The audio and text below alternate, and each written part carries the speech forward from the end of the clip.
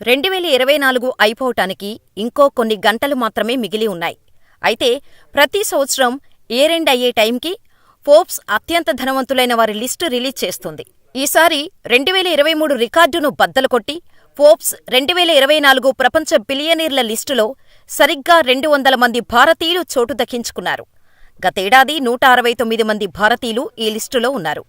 మరి ఫోర్బ్స్ ప్రకారం అత్యంత ధనవంతులైన భారతీయులు ఎవరో ఈ వీడియోలో తెలుసుకుందాం.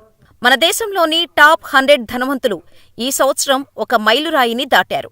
ఫోర్బ్స్ ప్రకారం తొలి 100 మంది సంపన్నుల ఉమ్మడి సంపద $1.1 ట్రిలియన్ చేరుకుంది.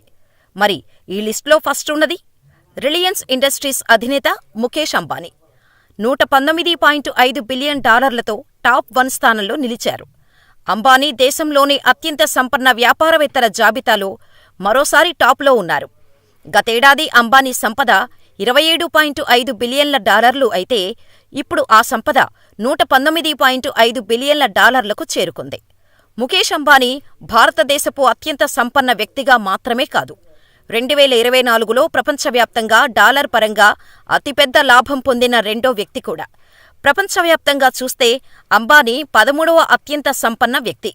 అంబానీ సంపద భారత కరెన్సీలో 10 లక్షల కోట్లకు పైనే ఉంటుందని చెబుతున్నారు. ఇక అదానీ గ్రూప్ చైర్మన్ గౌతమ్ అదానీ ఈ లిస్టులో 2వ స్థానంలో నిలిచారు. అదానీ సంపద $116 బిలియన్ ఉంది. ఈ సంవత్సరం అత్యధికంగా సంపాదించింది గౌతమ్ అదానీ కావడం విశేషం.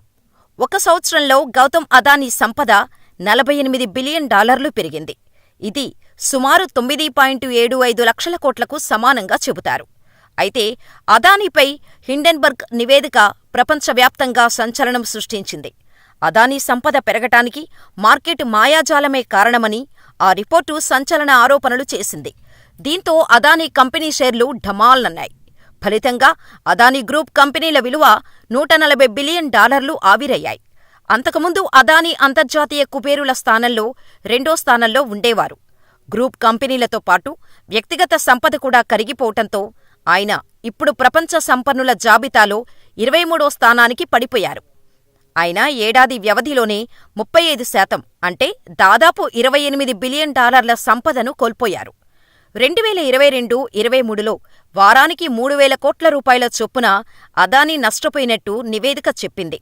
అయినా సరే ఇండియాలో మాత్రం 2వ స్థానంలోనే ఉన్నారు అదానీ. ఇక ఇండియాలో టాప్ 3లో ఉన్నది సావిత్రి జిందాల్ కుటుంబం.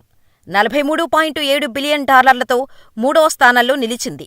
భారతీయ ధనవంతుల జాబితాలో ఒక్కరే ఒక మహిళ సావిత్రి జిందాల్ కావడం విశేషం. ఈమె టాప్ 10లో 3వ స్థానాన్ని దక్కించుకున్నారు.